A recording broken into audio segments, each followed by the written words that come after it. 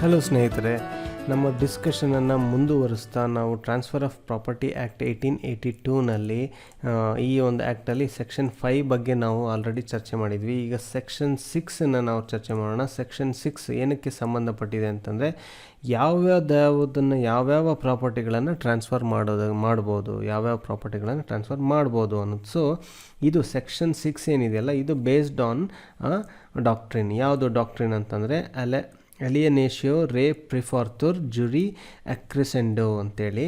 So ಈ ಒಂದು maxim ಮೇಲೆ ಇದು ಡಿಪೆಂಡ್ ಆಗಿದೆ. ಈ ಒಂದು ಮ್ಯಾಕ್ಸಿಮಿಂದ ಬಂದಿದೆ. ಏನಿದು ಅಂತಂದರೆ ಅಲಿನೇಷಿಯೋ, ಈ ಲಾ ಸಪೋರ್ಟ್ಸ್ ಅಲಿಯನೇಷನ್ ಅಂತ. ಅಲಿಯನೇಷನ್ ಅಥವಾ ಎಲಿಯನೇಷನ್ ಅಂತಂದರೆ ಏನು ಅಂತಂದರೆ, ಒಂದು ಪ್ರಾಪರ್ಟಿನ ಒಂದು ಪ್ರಾಪರ್ಟಿ ಮೇಲೆ ಇರ್ತಕ್ಕಂಥ ಓನರ್ಶಿಪ್ಪು, ಆ ರೈಟ್ಸನ್ನು ಟ್ರಾನ್ಸ್ಫರ್ ಮಾಡೋದೆ ಅಂತಂದರೆ ಸೆಲ್ ಮಾಡೋದು ಅಂತ ಅಂದ್ಕೊಂಡ್ಬಿಡ್ರಿ. ಅಲಿಯನೇಷನ್ ಅಂತಂದರೆ ಅಥವಾ ಅಲಿಯನೇಷನ್ ಅಂತಂದರೆ ಒಂದು ಪ್ರಾಪರ್ಟಿನ ಸೆಲ್ ಮಾಡೋದು ಅಂತ. ಸೊ ಲಾ ಏನು ಮಾಡುತ್ತೆ, ಅಲಿಯನೇಷನನ್ನು ಸಪೋರ್ಟ್ ಮಾಡುತ್ತೆ. ಅಂದರೆ ಒಂದು ಪ್ರಾಪರ್ಟಿನ ಸೆಲ್ ಮಾಡೋದಕ್ಕೆ ಸಪೋರ್ಟ್ ಮಾಡುತ್ತೆ, but it will not support the accumulation. ಒಂದೇ ಕಡೆ ಅಕ್ಯುಮುಲೇಟ್ ಆಗೋದಕ್ಕೆ ಸಪೋರ್ಟ್ ಮಾಡಲ್ಲ, ಬಟ್ ಅಲಿಯನೇಷನ್ ಆಗೋದಕ್ಕೆ ಸಪೋರ್ಟ್ ಮಾಡುತ್ತೆ. ಯಾಕೆ ಸಪೋರ್ಟ್ ಮಾಡುತ್ತೆ ಅಂತಂದರೆ, ಅಕ್ಯುಮುಲೇಷನ್ ಆದರೆ ಸೊಸೈಟಿ ಹೇಗೆ ಬೆಳೆಯುತ್ತೆ? ಸೊಸೈಟಿ ಬೆಳೆಯೋಕ್ಕೆ ಸಾಧ್ಯ ಇಲ್ಲ. ಅದು ಟ್ರಾನ್ಸ್ಫರ್ ಮೂವ್ಮೆಂಟ್ ಆಗಬೇಕು. ಒಂದು ಪ್ರಾಪರ್ಟಿ ಇನ್ನೊಂದು ಕಡೆ ಮೂವ್ ಆಗ್ತಾ ಇರಬೇಕು. ಮೂವ್ ಆದಾಗ ಮಾತ್ರ ಏನಾಗುತ್ತೆ, ಸೊಸೈಟಿನಲ್ಲಿ ಟರ್ನ್ ಓವರ್ಸ್ಗಳಾಗುತ್ತೆ, ಸೋಷಿಯಲ್ ಡೆವಲಪ್ಮೆಂಟ್ಸ್ಗಳಾಗುತ್ತೆ. ಸೊ ಹಾಗಾಗಿ ಲಾ ಸಪೋರ್ಟ್ಸ್ ಅಲಿಯನೇಷನ್. ಅದನ್ನೇ ಅಲಿನೇಷಿಯೋ ರೇ ಪ್ರಿಫಾರ್ತುರ್ ಜೂರಿ ಅಕ್ರಿಸೆಂಡೋ ಅಂತೇಳಿ ಹೇಳಿರೋದು. ಸೊ ಈ ಒಂದು ಮ್ಯಾಕ್ಸಿಮ್ ಮೇಲೆ ಸೆಕ್ಷನ್ 6 ನಿಂತಿದೆ. ಯಾವ್ಯಾವುದನ್ನು ಟ್ರಾನ್ಸ್ಫರ್ ಮಾಡ್ಬೋದು ಅಂತಂದರೆ, ಜನರಲ್ ರೂಲ್ ಏನು, any property can be transferred but exceptions are given under section 6. Section 6ನಲ್ಲಿ ಕೆಲವು ಎಕ್ಸೆಪ್ಷನ್ಸ್ಗಳನ್ನು ಕೊಟ್ಟಿದ್ದಾರೆ. ಸೊ ಅದನ್ನು ಹೊರತುಪಡಿಸಿ any property can be transferred. ಕ್ವಶನ್ಸ್ಗಳಲ್ಲಿ ಕೇಳ್ತಾರೆ, any property can be transferred, give a detailed discussion ಅಂತೇಳಿ. ಸೊ ಅಂಥ ಒಂದು ಸಂದರ್ಭದಲ್ಲಿ ಸೆಕ್ಷನ್ 6ನ ಹೇಳಿ ನಾವು ಈ ಒಂದು ಮ್ಯಾಕ್ಸಿಮ್ನ ಹೇಳಿ ನಾವು ಎಕ್ಸ್ಪ್ಲನೇಷನ್ನ ಬರಿಬೇಕಾಗುತ್ತೆ.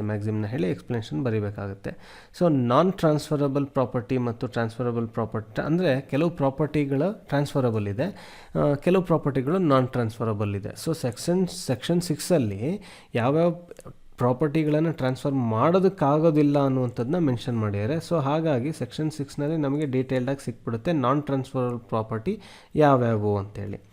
ಸೊ ಈ ನಾನ್ ಟ್ರಾನ್ಸ್ಫರಬಲ್ ಪ್ರಾಪರ್ಟಿನ 2 ರೀತಿ ಡಿವೈಡ್ ಮಾಡ್ತಾರೆ. ಯಾವ ಥರ ಅಂತಂದರೆ, ಒಂದು non transferable property under some other law, specific law. For example, Hindu ಲಾದಲ್ಲಿ ಕೋಪರ್ಸನರಿ ಪ್ರಾಪರ್ಟಿ ಇರುತ್ತೆ, ಸೊ ಅಂಥದನ್ನು ಟ್ರಾನ್ಸ್ಫರ್ ಮಾಡೋಕ್ಕಾಗಲ್ಲ. ಅಥವಾ ವಕ್ಫ್ ಪ್ರಾಪರ್ಟಿ ಇರುತ್ತೆ, ಅಂಥದನ್ನು ಟ್ರಾನ್ಸ್ಫರ್ ಮಾಡೋಕ್ಕಾಗಲ್ಲ. ಅಂದರೆ it is based on specific law other than the transfer of property act. ಅದನ್ನು ಹೊರತುಪಡಿಸಿ ಬೇರೆ ಲಾ ಪ್ರಕಾರ ಅದನ್ನು ಮಾಡೋದಕ್ಕಾಗೋದಿಲ್ಲ, ನಾನ್ transferable property.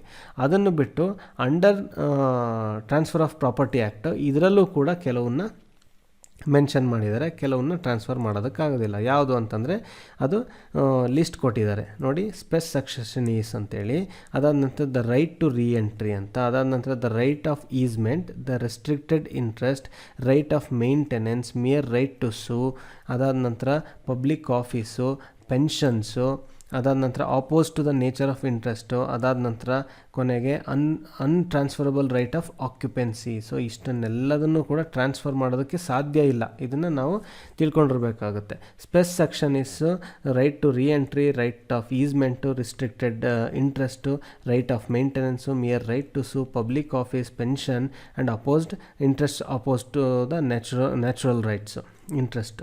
Okay. So spes successionis ಅಂತಂದರೆ ಏನು? ಸ್ಪೆಸ್ ಸೆಕ್ಷನೀಸ್ ಅಂತೇಳಿ ಅವ್ರು ಸ್ಪೆಸಿಫಿಕ್ಕಾಗಿ ಕೊಟ್ಟಿಲ್ಲ, ಆದರೆ ಇದು ಒಂದು ಟೆಕ್ನಿಕಲ್ ಟರ್ಮ್ ಆಗಿದೆ. ಇದು ಒಂದು ಟೆಕ್ನಿಕಲ್ ಟರ್ಮು. ಈ ಟೆಕ್ನಿಕಲ್ ಟರ್ಮ್ ಏನು ಮಾಡುತ್ತೆ, it is use to define a chance of an heir apparent ಅಂತ ಹೇಳಿ. ಸೊ ಇದು 3 ಡಿಫೈನ್ ಮಾಡುತ್ತೆ. ಏನು? ಒಂದು chance of an heir apparent, ಅಥವಾ chance of legacy, any other possibility of likely in nature ಅಂತಂದರೆ, ಸ್ಪೆಸ್ ಸೆಕ್ಷನೀಸ್ ಅಂತಂದರೆ ನಮಗೆ ಕ್ಲಿಯರ್ ಅರ್ಥ ಮಾಡ್ಕೊಳ್ಬೇಕು. ಆ ಚಾನ್ಸನ್ನ you cannot transfer, chance of getting a property. For example, ಈಗ ಒಬ್ಬ ಫಾದರ್ ಇರ್ತಾನೆ. ಸೊ ಫಾದರ್ಗೆ ಮಗ ಇರ್ತಾನೆ, ಓಕೆ, ಸನ್ ಇರ್ತಾನೆ. ಸೊ ಈ ಸನ್ಗೆ ಹಿ ಮೈಟ್ ಗೆಟ್ ಅವನಿಗೆ ಒಂದು ಚಾನ್ಸ್ ಇದೆ, chance of becoming A higher, ಅವನು ಅಧಿಕಾರಿ ಆಗುವಂಥ ಚಾನ್ಸ್ ಇದೆ. ಬಟ್ ಅವನಿಗೆ ಇನ್ನೊಬ್ಬ ಮಗ ಇದ್ದಾನೆ ಅಂತಂದರೆ ಅವನಿಗೂ ಕೂಡ ಚಾನ್ಸ್ ಇದೆ. ಸೊ ಹಾಗಾಗಿ ದಿಸ್ ಇಂಥ ಚಾನ್ಸ್ ಬೇಸ್ಡ್ ನಾವು ಪ್ರಾಪರ್ಟಿನ ಟ್ರಾನ್ಸ್ಫರ್ ಮಾಡೋದಕ್ಕಾಗೋದಿಲ್ಲ, ಅದನ್ನು ಇಲ್ಲಿ ಹೇಳ್ತಾರೆ. ಅದೇ ರೀತಿ ಚಾನ್ಸ್ ಆಫ್ ಲೆಗೆಸಿ ಅಂತಂದ್ರೂ ಅದೇ ರೀತಿ. ಫಾರ್ ಎಕ್ಸಾಂಪಲ್, ಈಗ ಯಾರೋ ಒಬ್ಬ ವ್ಯಕ್ತಿ ಎ ಇದ್ದಾನೆ, ಎಗೆ ಅವ್ರಿಗೆ ಯಾರೂ ಮಕ್ಕಳಿಲ್ಲ. ಸೊ ಏನು ಮಾಡ್ತಾನೆ, ಎನ ತಮ್ಮ ಒಬ್ಬ ಬಿ ಇರ್ತಾನೆ, ಅವನ ಮಕ್ಕಳಿಗೆ ಕೊಡುವಂಥ ಸಾಧ್ಯತೆ ಇದೆ. Okay, X Y Z. So ಇದೆಲ್ಲ ಚಾನ್ಸ್ ಆಫ್ ಲೆಗೆಸಿ ಅದು. Okay, it is chance of legacy. ಅಥವಾ ಇನ್ನೊಂದು any other possibility like that nature, likely nature ಅಂತಂದರೆ, ಫಾರ್ ಎಕ್ಸಾಂಪಲ್ ಲಾಟ್ರಿ, ಅದರಲ್ಲಿ ಒಂದು ಚಾನ್ಸ್ ಆಫ್ ವಿನ್ನಿಂಗ್ ಇದೆ, but it is not sure. So ಇಂಥ ಒಂದು ಪಾಸಿಬಿಲಿಟಿ ಅಥವಾ ಒಂದು ಚಾನ್ಸನ್ನು you cannot transfer. These are all non transferable ಪ್ರಾಪರ್ಟಿಗೆ ಸೇರುತ್ತೆ. ಸೊ ಅದಕ್ಕೆ ಒಂದು ಕೇಸ್ ಕೊಟ್ಟಿದ್ದಾರೆ ನೋಡಿ, official ಅಸೈನಿ Madras versus Sampath Naidu 1933.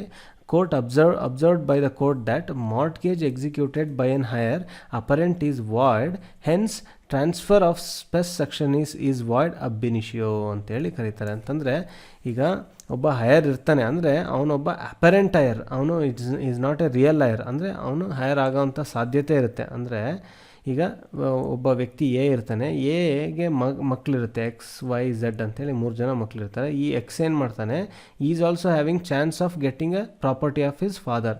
But ಅವನೇನು ಮಾಡ್ತಾನೆ, ಈವನ್ದು ಅವನಿಗಿರೋದು ಜಸ್ಟ್ ಚಾನ್ಸ್ ಅಂತ ಗೊತ್ತಿದ್ರೂ ಕೂಡ ಎಕ್ಸ್ ಏನು ಮಾಡ್ತಾನೆ, ಏನೋ ಒಂದು ಪ್ರಾಪರ್ಟಿ ಏನಿರುತ್ತಲ್ಲ, ಮನೆನೋ ಲ್ಯಾಂಡ್, ಅದನ್ನು ತಗೊಂಡೋಗಿ ಮಾರ್ಟ್ಗೇಜ್ಗೆ ಇಟ್ಬಿಡ್ತಾನೆ. ಸೊ ಆವಾಗೇನಾಗುತ್ತೆ, ಆ ಮಾರ್ಟ್ಗೇಜ್ ಆ್ಯಕ್ಚುಲಿ ವಾಯ್ಡ್ ಆಗುತ್ತೆ. ಸೊ ಅದು ವಾಯ್ಡ್ ಆಗುತ್ತೆ, ಯಾಕೆಂದರೆ ಸಕ್ಸೆಷನ್ ಕ್ಯಾನಾಟ್ ಬಿ ಟ್ರಾನ್ಸ್ಫರ್ಡ್ ಅಂತ ಹೇಳಿ ನಾವು ನೋಡ್ಬೋದು. ಇದಕ್ಕೆ ಎಕ್ಸೆಪ್ಷನ್ ಕೂಡ ಒಂದಿದೆ. ಎಕ್ಸೆಪ್ಷನ್ ಏನಂತಂದರೆ ಅದನ್ನು ಈ ಕೇಸಲ್ಲಿ ನೋಡ್ಬೋದು, ಗುಲಾಮ್ ಅಬ್ಬಾಸ್ ವರ್ಸಸ್ ಅಜೀಮ್ ಕುವಾಮ್ ಅಲಿ ಅಂತೇಳಿ. It was held that family settlements and future interest if settled created among the family members can be transferred. ಅಂತಂದರೆ ಈಗ ಫ್ಯಾಮಿಲಿ ಸೆಟ್ಲ್ಮೆಂಟ್ಸ್ ಅಂತಂದರೆ ನಾವು ಆಲ್ರೆಡಿ ನೋಡಿದ್ವಿ. ಏನಂತಂದರೆ ಫಾರ್ ಎಕ್ಸಾಂಪಲ್ ಎ ಅನ್ನೋಂಥ ವ್ಯಕ್ತಿಗೆ ಏನಾಗಿರುತ್ತೆ, 3-4 ಜನ ಮಕ್ಕಳಿರ್ತಾರೆ. ಓಕೆ, ಅದರಲ್ಲಿ ಇವರೇ ಏನು ಮಾಡಿದ್ದಾರೆ, ಮಾತಾಡಿಕೊಂಡು ಫ್ಯಾಮಿಲಿ ಸೆಟ್ಲ್ಮೆಂಟ್ ಮಾಡ್ಕೊಂಡಿದ್ದಾರೆ. ಏನಂತ, ಎಕ್ಸಿಗೆ 50% ಆಫ್ ಪ್ರಾಪರ್ಟಿ, ವೈಗೆ 25%, ಝಡ್ಡಿಗೆ 25% ಅಂತೇಳಿ ಹಿಂಗೆ ಡಿಸೈಡ್ ಮಾಡ್ಕೊಂಡಿರ್ತಾರೆ. ಅಂಥ ಸಂದರ್ಭದಲ್ಲಿ ಎಕ್ಸ್ ಏನಿದೆ is having right over the 50% of property. ಅಂಥ ಸಂದರ್ಭದಲ್ಲಿ ಅಲ್ಲಿ ಫ್ಯಾಮಿಲಿ ಸೆಟ್ಲ್ಮೆಂಟ್ ಆಗಿದೆ, ಆಲ್ರೆಡಿ ಫ್ಯೂಚರ್ ಇಂಟ್ರೆಸ್ಟ್ ಕ್ರಿಯೇಟ್ ಆಗಿದೆ ಅಂಥ ಸಂದರ್ಭದಲ್ಲಿ ಅದನ್ನು ಟ್ರಾನ್ಸ್ಫರ್ ಮಾಡ್ಬೋದು. So this can be N exception ಅಂತೇಳಿ ಹೇಳ್ತಾರೆ. ಸೊ ಇಷ್ಟು ಅರ್ಥ ಆಯ್ತಲ್ಲ. ಸೊ ಇದಾದ ನಂತರ ರೈಟ್ ಟು ರೀಎಂಟ್ರಿ ನೋಡೋಣ. ರೈಟ್ ಟು ರೀಎಂಟ್ರಿಗೆ ಒಂದು ವೆರಿ ಗುಡ್ ಎಕ್ಸಾಂಪಲ್ ಕೊಟ್ಟಿದ್ದಾರೆ. ಯಾವುದು ಅಂತ, ಇದು ಕೇಸ್ ಕೊಟ್ಟಿದ್ದಾರೆ, Reed Davis versus company case. Right to reentry ಯಾವಾಗ ಬರುತ್ತೆ ಅಂತಂದರೆ, most of the time lease ಅಥವಾ ರೆಂಟಿಗೆ ಕೊಟ್ಟಿರ್ತಾರಲ್ಲ ಅಂಥ ಸಂದರ್ಭದಲ್ಲಿ. ಈ ಲೀಸ್ದ ಒಂದು ಅಗ್ರಿಮೆಂಟ್ ಇರುತ್ತೆ, ಅದು ಬ್ರೀಚ್ ಆಗೋಗ್ಬಿಡುತ್ತೆ. ಸೊ ಅಂಥ ಬ್ರೀಚ್ ಆದ ಸಂದರ್ಭದಲ್ಲಿ ದ ಓನರ್ ಏನಿರ್ತಾನಲ್ಲ, he has right to reenter. ಅವನಿಗೆ ವಾಪಸ್ ಅದನ್ನು ಆಕ್ಯುಪೈ ಮಾಡ್ಕೊಳ್ಳೋವಂಥ ಒಂದು ರೈಟ್ ಇರುತ್ತೆ, right to reenter. Okay, but this right to reentry is a personal right. ಅಂತಹ ರೈಟನ್ನು ಇಟ್ ಕ್ಯಾನಾಟ್ ಬಿ ಟ್ರಾನ್ಸ್ಫರ್ಡ್. ಅದನ್ನು ಅವರು ಬೇರೆಯವ್ರಿಗೆ ಟ್ರಾನ್ಸ್ಫರ್ ಮಾಡೋಕ್ಕಾಗಲ್ಲ. ರೈಟ್ ಟು ರೀಎಂಟರ್ನ ಇನ್ನೊಬ್ಬಂಗೆ ಕೊಡೋಕ್ಕಾಗಲ್ಲ. Only that owner can reenter that property. Okay, ಅದೇ ರೀತಿ ರೈಟ್ ಆಫ್ ಈಸ್ಮೆಂಟ್ ನಾವು ಆಲ್ರೆಡಿ ಚರ್ಚೆ ಮಾಡಿದ್ವಿ. ಏನಂತಂದರೆ, ರೈಟ್ ಟು ವೇ ಅಥವಾ ಲೈಟ್ ಕ್ಯಾನಾಟ್ ಬಿ ಟ್ರಾನ್ಸ್ಫರ್ಡ್. ಅಂತಂದರೆ ಈಗ ನಿಮ್ಮ ಮನೆ ಇದೆ, ನಿಮ್ಮ ಮನೆಗೆ ಬೆಳಕು ಬರ್ತಾ ಇರುತ್ತೆ, ಅದಕ್ಕೆ ಬೆಳಕು ಬರ್ದಂಗೆ ಸಂಪೂರ್ಣ ಗೋಡೆ ಎಲ್ಲ ಕವರ್ ಮಾಡಿಕೊಂಡು ಕಟ್ಬಿಟ್ಟಿದ್ದಾರೆ ಅಂತಂದರೆ ಅವಾಗೇನಾಗುತ್ತೆ, you are not getting the light. So ಅಂಥ ಸಂದರ್ಭದಲ್ಲಿ even though you have the right to get the light but you are not getting. So ಅಂಥ ಸಂದರ್ಭದಲ್ಲಿ ಯು ಹ್ಯಾವ್ ದ ರೈಟ್. ಇಂಥ ಒಂದು ರೈಟ್ ಆಫ್ ಈಸ್ಮೆಂಟ್ರಿ ರೈಟ್ಸನ್ನು ಟ್ರಾನ್ಸ್ಫರ್ ಮಾಡೋಕ್ಕಾಗಲ್ಲ. ಅದಕ್ಕೆ ಇನ್ನೂ ಒಂದು ವೆರಿ ಗುಡ್ ಎಕ್ಸಾಂಪಲ್ ಅಂತಂದರೆ, ಸಿಂಪಲ್ಲಾಗಿ ಹೇಳಬೇಕು ಅಂತಂದರೆ, 2 ಪ್ರಾಪರ್ಟಿ ಇದೆ. ಓಕೆ, ಇಲ್ಲಿ 2 ಪ್ರಾಪರ್ಟಿ ಬರೀತೀನಿ. ಒಂದು ಪ್ರಾಪರ್ಟಿ ಎ, ಇನ್ನೊಂದು ಪ್ರಾಪರ್ಟಿ ಬಿ. ಇದಕ್ಕೆ ಹೊಂದ್ಕೊಂಡೇ ಇದೆ. ಇಲ್ಲಿ ಪ್ರಾಪರ್ಟಿ ಬಿ ಮುಂದೆ ರೋಡ್ ಹೋಗುತ್ತೆ. ಸೊ ಪ್ರಾಪರ್ಟಿ ಎಗೆ ದಾರಿ ಎಲ್ಲಿದೆ? ದಾರಿ ಇಲ್ಲವೇ ಇಲ್ಲ. ಸೊ ದಾರಿ ಇಲ್ಲ, ಹಾಗಾಗಿ ಎ ಹ್ಯಾಸ್ ಎ ರೈಟ್ ಅವನಿಗೆ ಒಂದು ರೈಟ್ ಇದೆ, right to having this way. So right to have this way. So ಇದನ್ನು ಈಸ್ಮೆಂಟ್ರಿ ರೈಟ್ ಅಂತೇಳಿ ಕರೀತಾರೆ. ಸೊ ಎಗೆ ಈ ಈಸ್ಮೆಂಟ್ರಿ ರೈಟ್ ಇದೆ because A is having this land. So ಏನು ಮಾಡ್ಬೋದು, ಈ ಈಸ್ಮೆಂಟ್ರಿ ರೈಟ್ನೇ ಸಪರೇಟಾಗಿ ಸೆಲ್ ಮಾಡೋಕ್ಕೆ ಸಾಧ್ಯ ಇಲ್ಲ ಅಥವಾ ಟ್ರಾನ್ಸ್ಫರ್ ಮಾಡೋಕ್ಕೆ ಸಾಧ್ಯ ಇಲ್ಲ. ಓಕೆ, ಸಪರೇಟಾಗಿ ಈ cannot transfer the easementary rights. Okay, if you want to transfer the easementary right is attached with this dominant property ಜೊತೆ ಅಟ್ಯಾಚ್ ಆಗಿದೆ. ಸೊ ಆವಾಗ ಮಾತ್ರ ಅದು ಈಸ್ಮೆಂಟ್ರಿ ರೈಟ್ ಟ್ರಾನ್ಸ್ಫರ್, ಅದನ್ನು ಸಪ್ರೇಟಾಗಿ ಟ್ರಾನ್ಸ್ಫರ್ ಮಾಡೋದಕ್ಕೆ ಆಗೋದಿಲ್ಲ ಅನ್ನುವಂಥದ್ದನ್ನ ನಾವು ಗಮನಿಸ್ಬೋದು. ಅದಾದ ನಂತರ ಕೆಲವು ರೆಸ್ಟ್ರಿಕ್ಟೆಡ್ ಇಂಟ್ರೆಸ್ಟ್ಗಳಿರುತ್ತೆ, ಅಂಥ ಇಂಟ್ರೆಸ್ಟ್ಗಳನ್ನೂ ಕೂಡ ಟ್ರಾನ್ಸ್ಫರ್ ಮಾಡೋಕ್ಕಾಗಲ್ಲ. ಏನದು ರೆಸ್ಟ್ರಿಕ್ಟೆಡ್ ಇಂಟ್ರೆಸ್ಟ್ ಅಂತಂದರೆ religious office like mutawalli or mahant, ಇದನ್ನು ಪರ್ಟಿಕ್ಯುಲರ್ ಇವ್ರಿಗೆ ಕೊಡಬೇಕಾದ್ರೆ ಅದನ್ನು ಬೇರೆಯವರಿಗೆ ಟ್ರಾನ್ಸ್ಫರ್ ಮಾಡೋಕ್ಕಾಗಲ್ಲ. Emoluments attach to the priestly office. ಅದಾದ ನಂತರ right of preemption, service tenure, ಇವನ್ನೆಲ್ಲವನ್ನೂ ಕೂಡ ಏನು ಟ್ರಾನ್ಸ್ಫರ್ ಮಾಡೋದಕ್ಕಾಗೋದಿಲ್ಲ. ಅದಕ್ಕೆ ಕೇಸ್ ಲಾ ಬಂದಿದೆ ನೋಡಿ. ಕೇಸ್ ಲಾ ಏನಂತಂದರೆ ಶಿಲೋಜಾನಂದ್ ವರ್ಸಸ್ ಪಿಯರಿ ಚಾರ್ಮ್. ಇದರಲ್ಲಿ right to receive voluntary and uncertain offering at worship or interest restricted to a personal enjoyment and cannot be transferred. So voluntary donations ಮತ್ತು offerings ಏನಿದೆಯಲ್ಲ, ಇದು ಪರ್ಸನಲ್ ಇಂಟ್ರೆಸ್ಟ್ ಆಗಿರುತ್ತೆ, ಅದು personal ಎಂಜಾಯ್ಮೆಂಟ್ಗೆ ಯೂಸ್ ಮಾಡೋವಂಥ interest ಆಗಿರುತ್ತೆ ಹೊರತು ಅಂತಹದ್ದನ್ನು ಟ್ರಾನ್ಸ್ಫರ್ ಮಾಡೋಕ್ಕಾಗಲ್ಲ. ಏನೋ ಡೊನೇಷನ್ ಕೊಟ್ಟಿದ್ದಾರೆ ಆ ಪರ್ಟಿಕ್ಯುಲರ್ ಪರ್ಸನ್ಗೆ, ಸೊ ಅದನ್ನು ಟ್ರಾನ್ಸ್ಫರ್ ಮಾಡೋಕ್ಕಾಗೋದಿಲ್ಲ. ಸೊ ಅದನ್ನು ಇಲ್ಲಿ ಹೇಳ್ತಾರೆ, it is for personal enjoyment not to transfer. ಈಗ ಯಾವುದೋ ಒಂದು ಇದಕ್ಕೆ ಡೊನೇಷನ್ ಕೊಟ್ಟಿರ್ತಾರೆ ವಸ್ತುನ, ಅದನ್ನು ಟ್ರಾನ್ಸ್ಫರ್ ಮಾಡೋದಕ್ಕಾಗೋದಿಲ್ಲ because it is for the personal enjoyment. Restricted interest ಅಂತಂದರೆ it is a probability and hence cannot be transferred. Restricted interest ಅಂತಂದರೆ it is probability, it is based on the probability, that is why it cannot be transferred, restricted interest. Okay, ಅದನ್ನು ಹೊರತುಪಡಿಸಿ ನಾವು ಮುಂದೆ ನೋಡ್ತಾ ಹೋದರೆ right to maintenance ಅಂತಂದರೆ ಈಗ husband and wife ಇರ್ತಾರೆ, husband is giving maintenance to wife. So wife can get the maintenance, wife is having a right to get the maintenance. ಆ ಮೇಂಟೆನೆನ್ಸ್ ಹೆಂಗೆ, ಫಾರ್ ಎಕ್ಸಾಂಪಲ್ 1 ಇಯರು ಹಸ್ಬೆಂಡ್ ಎಲ್ಲ ಊರಿಗೆ ಹೋಗಿರ್ತಾನೆ, 1 year ಅವ್ನು ಆಗೋದಿಲ್ಲ. So 12 ಮಂತ್ಸಿಂದು ಮೇಂಟೆನೆನ್ಸ್ನ ಪಡ್ಕೊಳೋದಕ್ಕೆ ಅದು arrears ಆಗುತ್ತೆ. Okay, maintenance ಪಡ್ಕೊಳೋದಕ್ಕೆ ವೈಫಿಗೆ ಹಕ್ಕು ಇದೆ.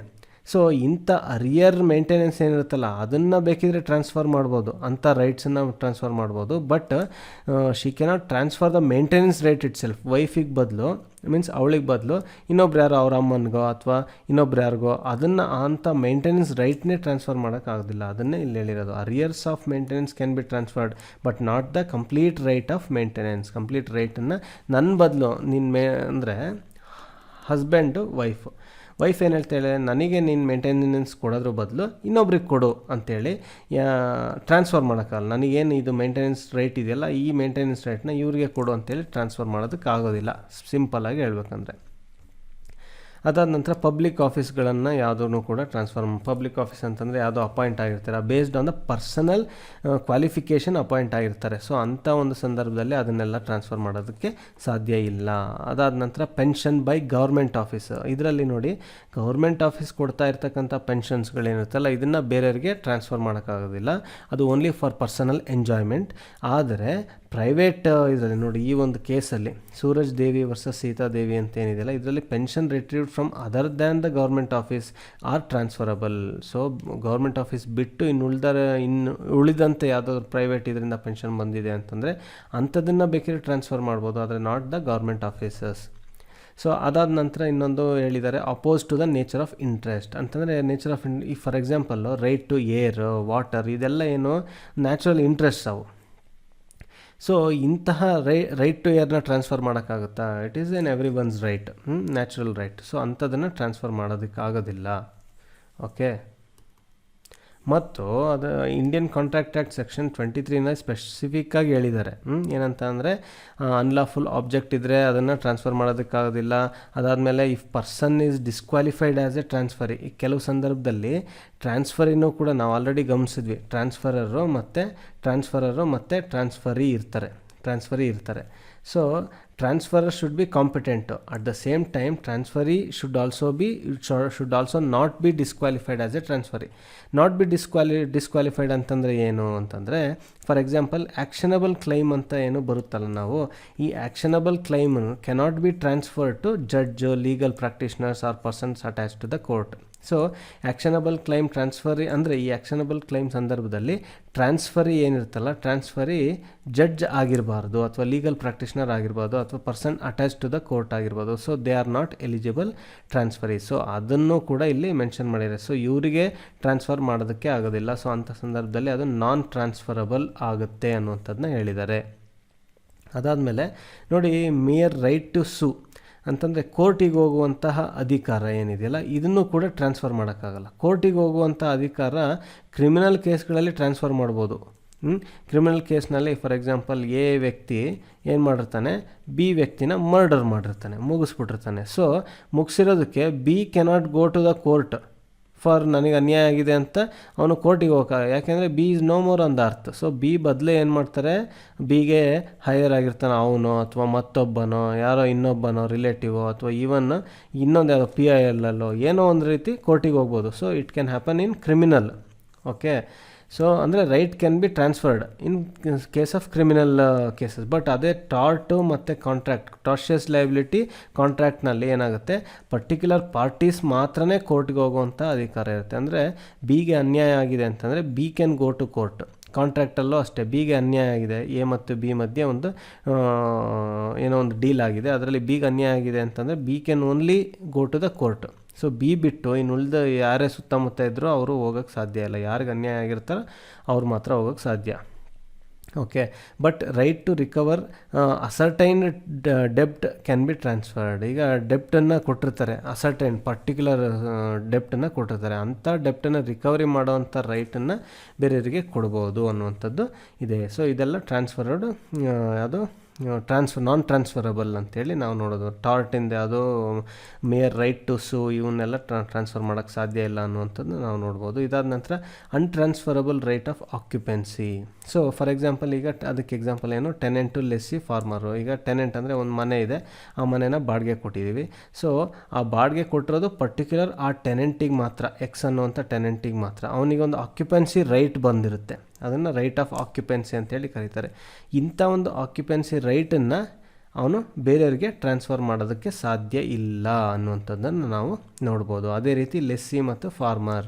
So these are untransferable right of occupancy. ಇವನ್ನೆಲ್ಲವನ್ನು ಕೂಡ ಟ್ರಾನ್ಸ್ಫರ್ ಮಾಡೋದಕ್ಕೆ ಸಾಧ್ಯ ಇಲ್ಲ ಅನ್ನುವಂಥದ್ದನ್ನ ಗಮನಿಸ್ಬೋದು. So these are non transferable property under the TPA act, transfer of property act. So ಯಾವುದಾದ್ರು spes successionis, right to reentry, right of easement, restricted interest, right of maintenance, mere right to sue, public office, pensions, opposed to the nature of interest, ಅದಾದ ನಂತರ untransferable right of occupancy. ಇವನ್ಯಾವನ್ನು ಕೂಡ transfer ಮಾಡೋದಕ್ಕೆ ಸಾಧ್ಯ ಇಲ್ಲ. They are non transferable property under transfer of property act 1882. ಅದಾದ ನಂತರ ನಾನ್ transferable property ಬೇರೆ ಲಾಗಳ ಮೂಲಕನೂ ಕೂಡ ಕೆಲವು ಇದೆ. ಸೊ ಇಷ್ಟೆಲ್ಲವೂ ಕೂಡ ಏನಕ್ಕೆ ಸಂಬಂಧಪಟ್ಟಿದೆ ಅಂತಂದರೆ, ನಾವು ಗಮನಿಸಿದ್ದು ಯಾವ್ಯಾವ ಪ್ರಾಪರ್ಟಿನ ನಾವು ಟ್ರಾನ್ಸ್ಫರ್ ಮಾಡ್ಬೋದು ಅನ್ನುವಂಥದ್ದನ್ನು ಟ್ರಾನ್ಸ್ಫರ್ ಆಫ್ ಪ್ರಾಪರ್ಟಿ ಆ್ಯಕ್ಟ್ ಅಂಡರಲ್ಲಿ ಡಿಸ್ಕಸ್ ಮಾಡಿದ್ವಿ. ಈ ವಿಡಿಯೋ ನಿಮಗೆ ಉಪಯೋಗ ಆಗಿತ್ತು ಅಂತಂದಲ್ಲಿ ದಯವಿಟ್ಟು ಇದನ್ನು ಲೈಕ್ ಮಾಡಿ, ಶೇರ್ ಮಾಡಿ, ಸಬ್ಸ್ಕ್ರೈಬ್ ಮಾಡಿ, ಎಂಜಾಯ್ ಮಾಡಿ, ಹಾರ್ಡ್ ವರ್ಕ್ ಮಾಡಿ. Thank you.